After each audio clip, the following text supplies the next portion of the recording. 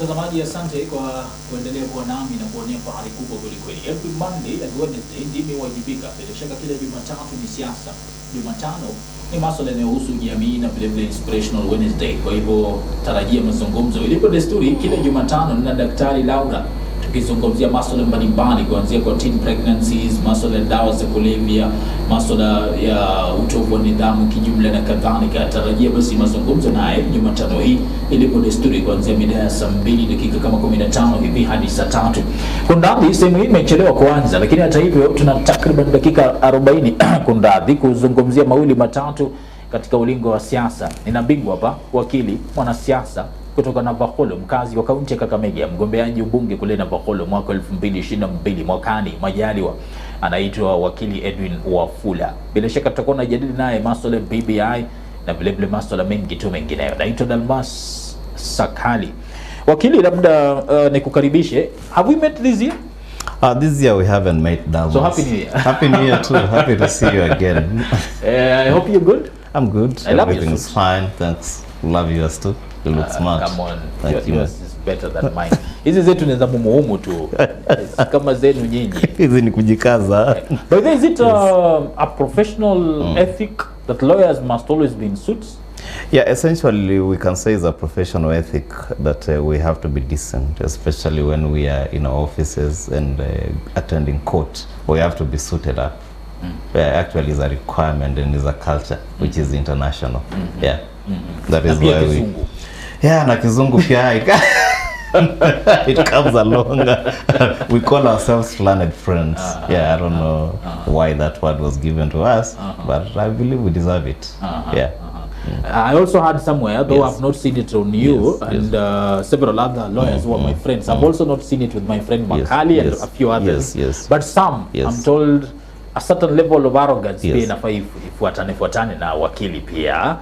But luckily enough, you're not one of the arrogant ones. I'll ask that question to an arrogant one. Right. I wouldn't want to ask you that question when you're not one of them. I'm not an arrogant one. An arrogant one. Yes, labda leo tarehe 17 Mei, by the way, 2021. Japo 1992 Freshly Mwamburi anasema ndio Stella alirudi Kenya. Yes. Na mzungu Mjapani. Fare yako imekulwa? Hey, Kenya hiyo ukikuwa mwanaume mpaka kama fare haijakulwa wewe si mwanaume Mkenya.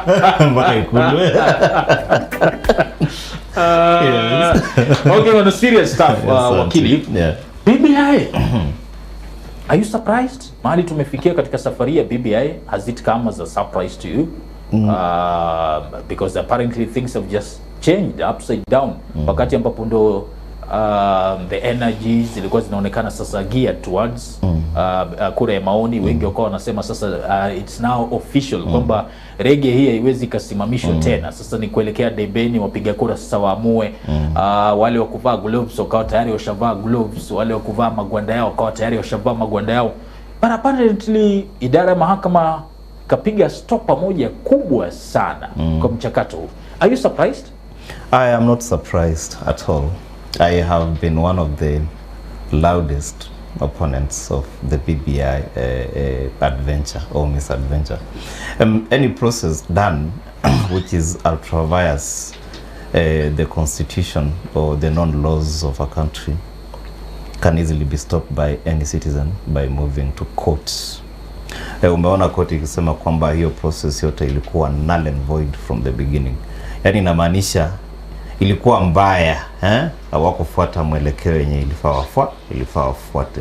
So mimi kuna wakati hata nilikuwa hosted na one of your whatever sister televisions, na nikasema kwamba mwananchi yote ataenda kotini na atasimamisha hii process ya BBI kwa sababu inafanywa kinyume na katiba. So this was a waiting time bomb kwamba BBI the reggae is going to be stopped at one stage or the other. So I wasn't surprised. You know the reason I'm asking if you are surprised is because we know our country. Tunajua kwamba idara ya mahakama haijakuwa na the guts za kutoa uamuzi kama huo, isipokuwa labda mara moja mbili tatu wakati wa muhula wa Jaji Maraga ndio tumeona baadhi ya uamuzi ambao labda ulionekana kuonesha kwamba idara ya mahakama ina uwezo ule. Lakini pale nyuma imekuwa ni swala la hili litapitishwa tu. Kama kuna lolote linakwenda mahakamani labda kuweza kuthibitishwa, inasemekana hili litapitishwa kirahisi kabisa.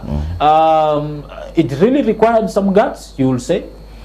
It's not about guts. There is a principle called political trust, or what we call separation of powers. Courts have to follow the law, and what the judges did, they were actually following what is laid down in the Constitution. Separation of powers essentially means the executive, judiciary, parliament are independent but dependent. So court ikitoa uamuzi, I mean decision, yafaa ifuate katiba. And isikuwe kama tena ni surprise, because you realize that during the presidential petition, the preceding presidential petition, the court came out boldly and nullified the presidential petition. So we should applaud our judges for being bold enough and putting the executive in check when the executive is acting ultra vires the constitution and the non-laws of the country. So haikuja kama surprise. Yeah. Lakini kuna wale wanahisi kwamba idara ya mahakama pia has an interest katika mchakato mzima wa BBI. Zungumzia judiciary ombudsman. Yes. Bila shaka nafasi ama afisi ambayo ilikuwa inaibua mjadala mkubwa kabisa, na ilikuwa inatajwa kwamba baadhi ya walio katika idara ya mahakama not very comfortable na kubuniwa kwa afisi hiyo ya ombudsman. Unaweza ukajadili vipi hilo kwa wale ambao wanahisi kwamba idara ya mahakama just made a decision in an issue that they also have an interest, though a hidden one? We already have an ombudsman, so I doubt whether that could have been an issue. Now ukiangalia hizo declarations, most of them were actually issues of law, the issues touching the Kenyan constitution, fidelity to the constitution.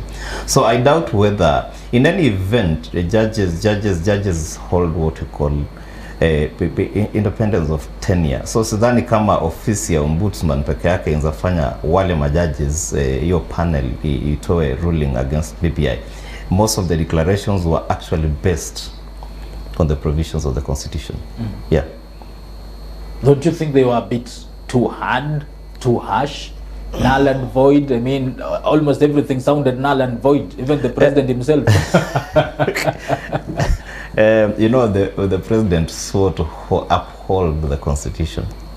The president swore to uphold the constitution, and where he's seen as not true, his actions can easily be declared null and void, hazina nguvu wa kisheria. Watu wamesema kwamba maybe majaji walikosa heshima kuita rais Mr. Uhuru Kenyatta, but you see the president was sued in his personal capacity.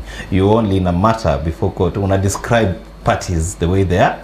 He was not sued as His Excellency the President of the Republic of Kenya. He was sued in his personal capacity, na ndio sababu judges walikuwa wanamuita Mr. Uhuru Kenyatta. So haikuwa na mambo kwamba nimeliosikia bwana Tole akisema walitusi rais, but si kuona kama kulikuwa na matusi. Walikuwa tu wana describe one of the parties to the petition. Yeah. Labda najua ni tutakuwa tunaangazia sasa BBI kisiasa. Yes. Nje ya idara ya mahakama, lakini labda tusaidie, najua umepitia that ruling. Yes. Extensively. Yes. Of course tulipitia pia. Yes. Extensively. Yes. Lakini maybe what will you say were the major points ambazo unaweza ukasema kwamba ndizo ambazo ziliweza kuwa highlighted? Of course they delivered the judgment for so many hours, but maybe talk about the major points ambazo wewe kama vile mpingaji wa mchakato mzima from the onset, you will say you are like wakitoa zile points unatingisha kichwa in agreement. Firstly, my argument has always been we already have a working constitution which has been not fully implemented. Hii katiba yenye tuko nayo, nimerudia nikisema kwamba ni katiba mzuri, so all we require is to fully implement it. Kuna kitu inaitwa public participation. You realize that watu wenye wako kwa hii bandwagon ya BBI wanajaribu kuilazimisha, hawataki hata wananchi wa participate. You understand? There was totally lack of public participation. Kuna kitu inaitwa popular initiative. Ulisikia koti ikisema kwamba rais hawezi on his own move a popular initiative without involving the citizenry. Kenya is for the people of Kenya, is not for an individual. The constitution of Kenya is for the people of Kenya. So ukiona kwamba kuna mwelekeo ambao kwamba executive inachukua mwelekeo bila kuinvolve wananchi, ndo unaona mwananchi yeyote ataenda kotini na asimamishe hizo vitu. So position yangu ni kwamba tuko na katiba yenye haijakuwa fully implemented, na zile vitu tena BBI inataka kuraise hizi vitu already ziko captured kwa the new constitution.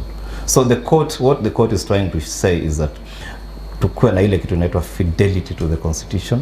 Executive wafuate constitution, parliament wafuate constitution, but if they are not going to follow the constitution, the court ndo inakuwa last line of defense for any citizen who is aggrieved kiona kwamba somebody is acting ultra via the constitution. Yeah. Wakati unasema kuko na ushiriki wa umma katika mchakato huu mzima, almaarufu public participation, do you mean it wasn't done the right way, or do you mean it wasn't there entirely? Because sisi tuliona brigade ya BBI kongamana na kumove around the country. Tuliona delegations hapa Bungoma, for example, I remember delegation ikikutana pale Nzoia guest house, baadaye wakatoa mawasilisho yao pale Bofungu kule Kakamega. I mean, was it done the wrong way, or are you not calling that public participation? I wouldn't call that public participation. You know, kuna kitu before you lay public participation on an issue like amending the constitution. You know, a constitution has to be fairly cast in stone. Katiba ifai ikuwe kitu ile inaweza kuwa tinkered with any time. That is why we call it should not be so flexible so that anybody who comes can tinker with it. Civic public participation, literacy rate in Kenya iko very high. Not so many people would actually be able to read and understand that document we call the BBI document. No civic education was done. You understand? Watu wafunzi wajue kwamba hii kitu inasema. What you are saying was not public participation. It was rallies to popularize the idea of BBI. You understand? It was rallies to popularize. A citizen was not given a chance to give his views. Ni wanasiasa wale walikuwa wanasema BBI inasema hivi. That is not public participation. You are giving us your view, but you are not giving us a chance to countermand that view of yours. So there was no civic education in the first place. Wafunze wananchi waseme kwamba hii inasema hivi. Ukiuliza Mkenya, mimi husema sana kwamba Wakenya hawapendi kusoma, and mostly Africans hawapendi kusoma. So you need time to educate hawa watu, hire civic educators, wafunze hawa watu waelewe kwamba hii kitu tunaenda kupigia katiba ni kitu mzuri. Then you look at the duress. You know, there was some kind of force kwamba if you're not supporting BBI, if something is popular, you don't have to use force. You don't have to appear to use force. If you're not supporting BBI, you are seen as the enemy of the state. You understand? You saw what happened with the MCS. Pesa wakapewa pesa kunuaga. Kitu iko popular, you let it flow. Yenye flow. You understand? So BBI, in my view, is not a very popular idea. Now it has come out clearly that even the mood of Kenyans after the High Court ruling is celebratory. Kwa hivyo haingesubiriwa tu kura ya maoni iandaliwe. Wakenya ambao unahisi kwamba they are feeling hawakupewa fursa ya kuparticipate kupitia kwa utoaji maoni, waiangushe. I mean, that would be the easiest way to test popularity of the document and every other bit as regards mwananchi kutopewa fursa ya kutoa maoni yao na kadhalika. The work of courts is actually to launder that, yani kama kuna uchafu. Kama mtu hangeenda kotini kupeleta hiyo petition, BBI ingepeleka kwa referendum. But once you go to court and raise any issue of law or touching the constitution, the court is mandated to hear you out. Na ikipata kwamba katiba imevunjwa pahali, itasimamisha the process. Sasa kama mtu hangeenda kotini, hii maneno ya BBI ingekuwa inaendelea na maybe ingeenda kwa hiyo popular vote. But somebody, a citizen who felt aggrieved, aliamua kwenda koti na koti ikapitia the entire process, ikapata kwamba the process is flawed from the beginning. Ni wakati gani ambapo swala la uwakilishi wa wananchi lina take charge? Na kuuliza hili kwa sababu wale waasisi wa BBI wanahisi kwamba wakati wananchi, and you've heard this even na wale wafuasi wa kinara wa chama cha ODM Raila Odinga, kwamba baba ametusomea. Na kikatiba mojawapo wa majukumu kwa mfano ya mbunge ni representation, legislation and oversight. Sasa representation ni kwamba wewe we are sending you to represent us, kwamba unayopitisha in the form of miswada kule bungeni na kadhalika, the assumption is you are doing it on behalf of, for example, the people of Navakholo, if you are the member of parliament for Navakholo. But apparently nyinyi ambao mnapinga BBI mnataka kila mwananchi ajiwakilishe katika mchakato huu mzima ndipo mridhike na it's not about kila mwananchi. Hakuna kujiachilia nani kujiakilisha. Tunasema kwamba wananchi wapewe nafasi wasikizwe. Wananchi wapewe nafasi wasikizwe. Hii process waelewe hii process ni process gani. We are not saying the constitution is so perfect. Constitution can be amended, but is the process okay? What is the intention of amending the constitution that has not been fully implemented? Hatusemi kwamba kila mwananchi apeane view. Two, you know, you're saying mambo ya representation. We vote for parliamentarians to go and make laws and represent us. That one is agreed. But this is a matter touching on changing the Kenyan constitution. And that is why it is called, the Kenyan constitution is made for the Kenyan citizen, not for individuals. So intention ya kuchange hii constitution ndio inaleta tashwi. Then the force that is behind, you know, the push that is behind that BBI should not get any opposition. What is the intention? Somebody easily reads mischief. Somebody will, even a layman will read mischief. Atasema hapana, mbona kuna hii lazima. If you don't toe the line, if you don't support BBI, we are done with you. What is this hidden thing? I've always said that BBI is a vessel to create positions and redeem politicians who want to retire or who may have retired or who have lost elections and seem to toe the line with the government. BBI is not about the welfare of you, Sakali, me, Wafula, and Wanjiku, as they keep calling it, Wanjiku. Sakali, there are so many important issues in Kenya. People are dying of COVID. The economy is in tatters. Petroleum prices are very high. To me, health, nikikuja nilikuwa nasikia radio Taifa kwa gari, mama akipiga simu akilia kwamba hata ukienda hospitali uko Kakamega ni shida. You understand? So these are the priorities: health, education, you know, the priorities. So the BBI is not a matter of life and death. Yeah? Kenya is not going anywhere.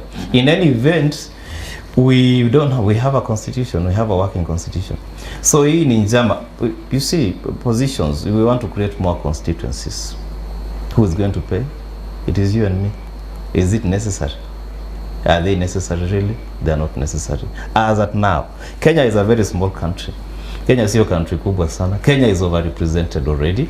We want to add more positions. You go to countries like very big countries, you go to even India, China, these are massive countries, but you will get, you know, there is no overrepresentation kama Kenya hii yetu. Wakili Wafula, mjadala huu nimekuwa nao wakati fulani na aliyekuwa mbunge wa Bumula Bwana Munyasi, nimekuwa naye hapa tukizungumzia mambo haya na wanasiasa wengi tu ambao I remember him actually doing me calculations, kinifanyia hesabu hapa kinielezea kwamba baadhi ya maeneo humu nchini yana I wouldn't want to call it overrepresentation because you've already used it, but I know you know what I mean. Kwamba kuna baadhi ya maeneo ambayo yananyanyaswa unapoangazia uwakilishi, ukiangazia idadi ya watu kwa kulinganisha na labda wabunge ama wawakilishi wadi na kadhalika. Na labda hilo ndo mojawapo ya masuala. Kwa mfano zungumzia ni ubunge lile Kandui, eneo ambalo lina watu wengi kweli. In other regions in this country, these will be 3 constituencies by the way, lakini hapa ni eneo bunge moja. Sasa labda kwa njia moja au nyingine BBI katika kubuni maeneo bunge 70 ilikuwa inalenga labda kuweza kutatua swala hilo. That may go back to the boundaries, you know, the legal commission yenye ili demarcate, you know, boundaries, constituency boundaries. Maybe that is where the mistake was made. Some constituencies were left to be so large, zingine zikakuwa kidogo. In my view, to avoid the issue of overrepresentation, some of these smaller constituencies should be ziletwe pamoja. You cannot claim Kandui is a big constituency. If you've been out there, you'll be shocked to what a constituency. Kandui is not a big constituency. You understand? In terms of population? Population, you know, population is there. But because remember, we're looking at Mugao for mfano. Yes. huu ni mgao ambao unatolewa sawa. We might not really look at ukubwa as such, but we're looking at what the politicians and the different residents from Mount Kenya region have been calling one vote, 1 shilling, is it 1 kilometer or the other one, I've forgotten what it is. Kwamba tunapozungumzia kwa mfano CDF inatolewa kote nchini Kenya kiwango sawa. And you're looking at a region where mtu mmoja anapata maybe 50 times than mtu mwingine katika eneo bunge kingine. Wakili Wafula, na ukiona hizi constituencies zenye zinasema waongeze, where most of them ziko wapi? If you look at what is suggested kwamba constituencies ziongezwe, where are they? Where hizi constituencies ziko wapi? Damasakali, most of them ziko zimetilt towards one region. So can we Navakholo itafaidika namna gani? You understand? So what I'm saying is that the issue of demarcating or creating more constituencies is not here nor there. The burden will still come back to you. You understand? You will have to pay more salary. You understand? Hiyo pesa yenye unasema itakuwa allocated ya CDF or wherever, ni wewe bado utakuwa unaichangia. You understand? Mimi mwenye I'm running for parliament in Navakholo, mimi ndo ningekuwa mtu wa kwanza kusema nataka Navakholo igawiwe. You understand? So that it is an easy way out for me. You understand? Wanyala wabaki huko, Wasoso wabaki huko. But is it feasible? Is it feasible? Can the economy sustain more constituencies? Can the economy sustain more positions in government? Those are the questions. Tunasema sahi Kenya, credit ya Kenya iko negative. Madeni tumeshindwa kulipa. How we are going to sink in debt more.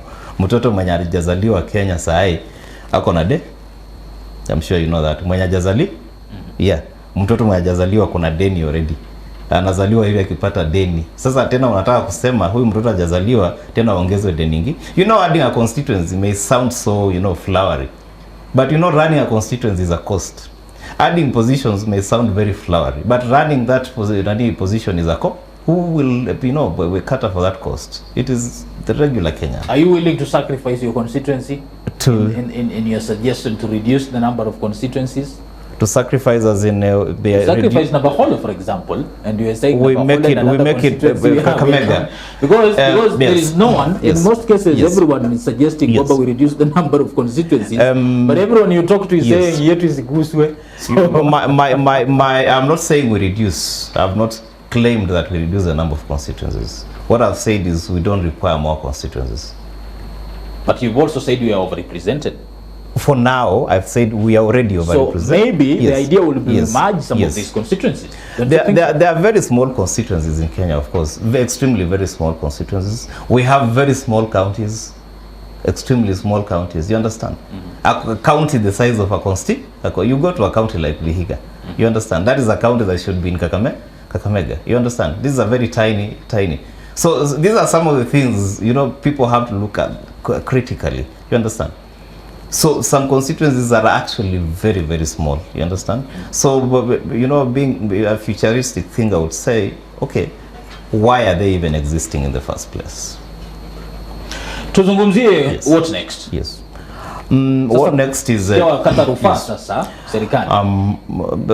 serikali wanataka kuappeal, but you see the word building bridges initiative in its simple meaning, building bridges. The way they're approaching this thing called building bridges is breaking bridges initiative. Building bridges means you dialogue. Let watu, kaa na watu, whether they have dissenting ideas, discuss. You understand? Have an amicable solution, then come to Kenyans. Lakini sasa imekuwa antagonistic. Naita breaking bridges. You are either with us or you are not with us. You are either with us or you are, as I said, you are the enemy of the state. That is not building bridges. Building bridges means building consensus. Mwenye alikuja na hiyo word building bridges was a genius. But whoever is implementing the building bridges, the caravan, haelewi maana building bridge. Watafutane, hawa leaders wetu watafutane, president aite these other leaders, hata aite vice president aseme, okay, what is your view?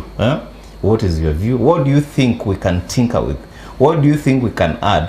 What do you think we can minus? So that when they come to Kenya, before Kenyans, there is some form of unanimity. kuna kukubalia. Lakini sasa Mkenya anashangaa, hawa wanasema BBI ni mzuri, hawa wanasema BBI ni mbaya. You understand?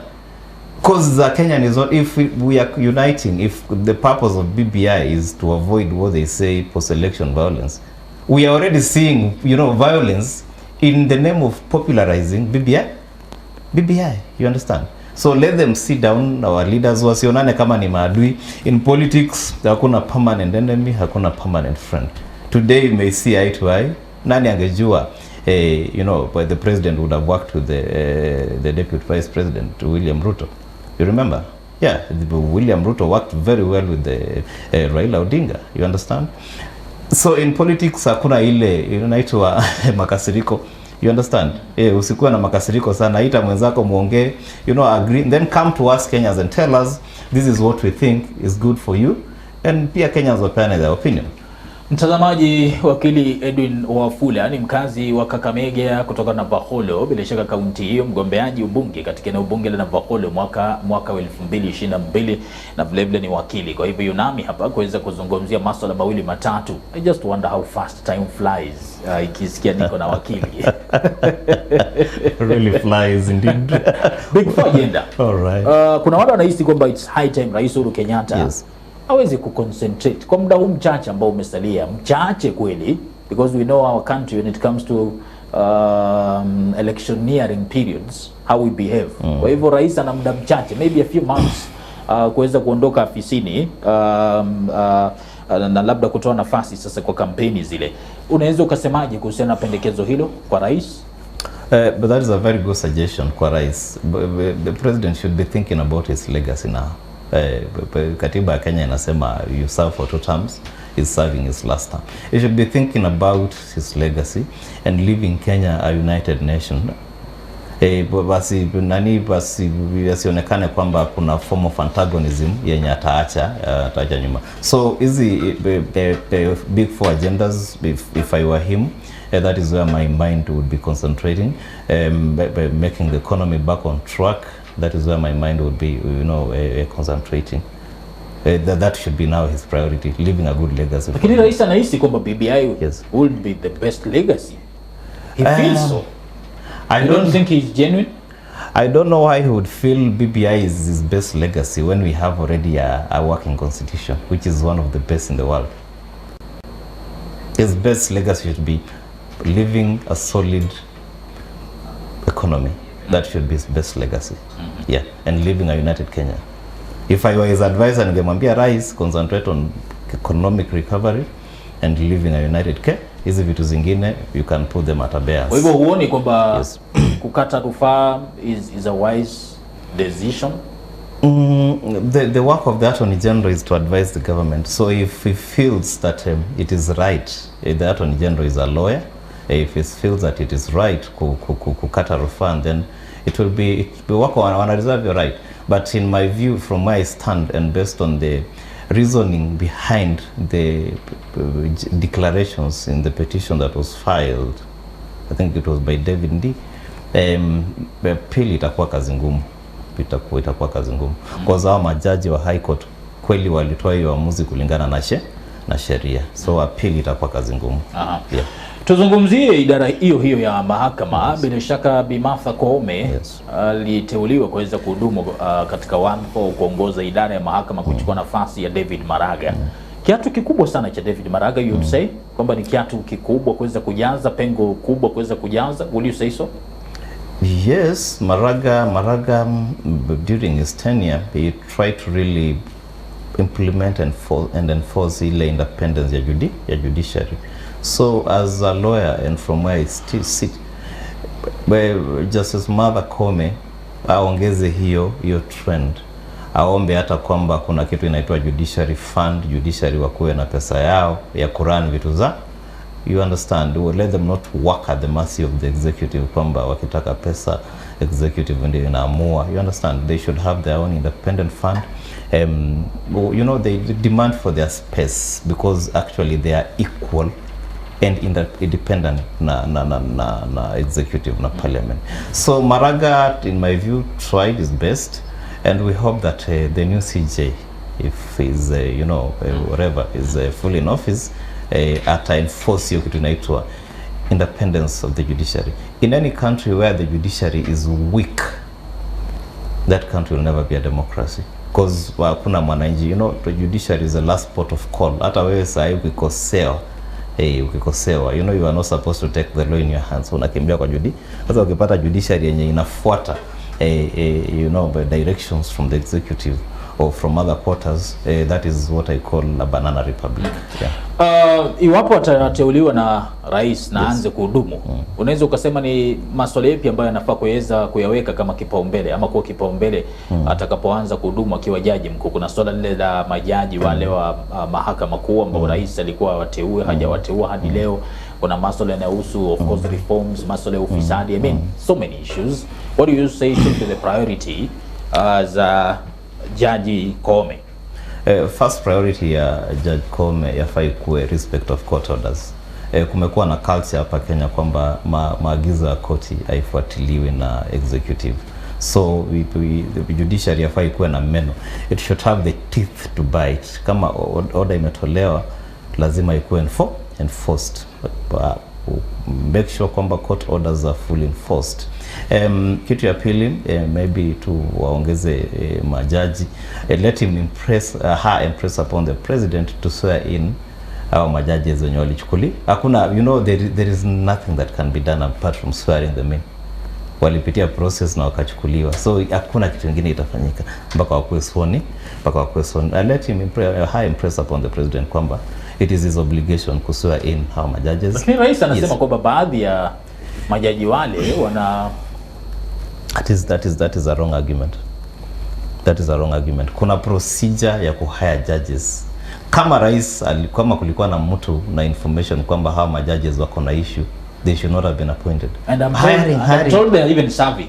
Hiring a judge is not an easy thing. Hao watu wanapitia vitu mingi, wanaangalia background check. Na hizi report zote I'm sure rais anape. So wakishachukuliwa kuna another process. So they have to be first warning. Waanze kuserve kama judges. Na kama kuna mtu akona grievance against them, tena kuna process ya kuwato. But once they are appointed, they are appointed. The work of the president is actually kind of administrative. Kazi yake ni kuwaswea hiyo sasa ni sheria, you understand? There are no two ways about it. Hiyo ni sheria, ina obligate kwamba aswe it is presumed kwamba hizo government arms ama machinery zilifanya kazi ya. So what somebody is trying to portray ni kwamba zile government arms zenye ilifaa zichunguze how majudges ama wale watu wali apply ujaji they failed to do their work. You understand? Yeah. Did the decision to give Koome this opportunity to serve as the next CJ surprise you in any way?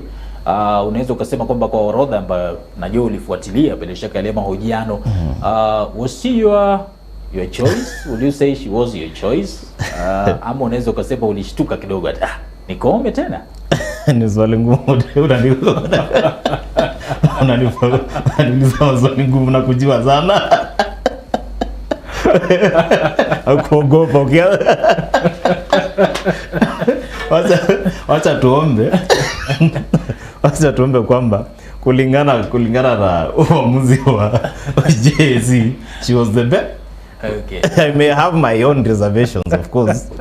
I may have had my own reservations. Yes. Maybe nilikuwa na favorite candidate, you understand? Anaweza kama Koome ama sio Koome. Ama sio Koome, you understand? So you leave it that. Let's see how she's going to perform as a CJ. Okay. Yeah. Mtazamaji, sina la ziada. Naomba nimalizie pale. I don't know if you have anything to say tukimaliza. Wakili Wafula. Maybe two things. The mood in the country is so, by temperature iko so high because of this BBI question. But mimi kitu ningeomba ni as the uniting factor wa the nation, president tone down mood ya country, aitane na wale watu wenye wako na dissenting views, wakae chini waongee, watafute experts via constitutional lawyers wa advice, then wakikuja kwa Kenya waseme kwamba tunataka kuamend katiba, hizi ndio vipengele tunataka kuamend na Wakenya waelewe. Lastly, as you know, Dalmas, I'm running for parliament in Navakholo, and I would only wish the people of Navakholo well, tuone kwamba service delivery imekuja Navakholo, Watu wa Navakholo, nadhani wewe ushatembea Navakholo kwa kazi yako. Unaona vile Navakholo iko, hawezi jua kwamba Navakholo kweli iko Kenya. It is a world aside. Hakuna kitu inaitwa modernity, hakuna kitu inaitwa infrastructure. So mwenzangu sasa ni current chief whip anaitwa Emmanuel Wangwe. Tumempatia hekima, tukampatia 2 terms. Angekuwa mtu mungwana, angesema nimejaribu kuserve watu wa Navakholo, sasa wacha mimi niende nyumbani, mtu mwingine pia jaribu kuendeleza hii gari. So mimi na watu wa Navakholo tuko pamoja, tupige kura na tukikuwa wise. Kwa hivyo unasema 2022 yes. uko debeni Navakholo. 2022 I'm running for parliament in Navakholo and I think nothing is going to stop me. Yeah. So kama chief ipata run, tuko tunaye. Kama ataona kwamba yeye sasa amefika wakati ya kuretire, let him retire, ache si tuminyane na watu wengine. Zoe sana kusema nothing will stop you. Warege pia walikuwa na rege mimi sivunji katiba, warege wamesimamisha juu wanavunja katiba Dalmas. Mimi sivunji katiba. Asante wakili. Bila shaka nitapata nafasi kuwa nawe zaidi na zaidi, and of course we'll talk about Navakholo more and more in our programs. Bila shaka asante kutenga nafasi kwa nasi wakili. I really wish you all the best. Thank you. Mtazamaji asante. Bila shaka ni Wakili Edwin Wafula, mkazi Kakamega, mgombeaji ubunge Navakholo, lakini amekuwa hapa hii leo katika labda niseme mada tofauti kidogo. Tujazungumzia sana siasa za Navakholo vile. Kwa hivyo mtu asienda muambie chifu ipati leo tumemlima. Siku ya kumlima inakuja. Shukran. Asante upande wa pili Kelvin Kibet, kazi safi bila shaka kwa nasi kutoka mapema hiyo. Bila shaka naitwa Dalmas Sakali. Thank you so much Wakili Wafula for sparing your time to be with us today, and we really look forward to more and more engagement. Thank you to Dalmas. Shukran na kutakia wakati mwema. Tukutane on Wednesday bila shaka ilivyo desturi mapema saa 1. Wapenzi wa rumba Sukuz saa 10 hadi saa 1 West FM, nikiwa na rafiki yangu Palinyang. Pale ni kucheka, burudani, muziki kwa wingi kweli kweli. Hatuna mambo mengi sisi, tunalipo kucheka, burudani na muziki kwa wingi. 4 to 7 PM bila shaka ilivyo desturi Monday to Friday. Kwa hivyo usikose kuwa nasi katika Changamka na West FM, na vile vile endelea kusikiliza West FM, kusikiliza Bombo FM na kutazama West TV, na kutakia wakati mwema. Shukran, kwaheri.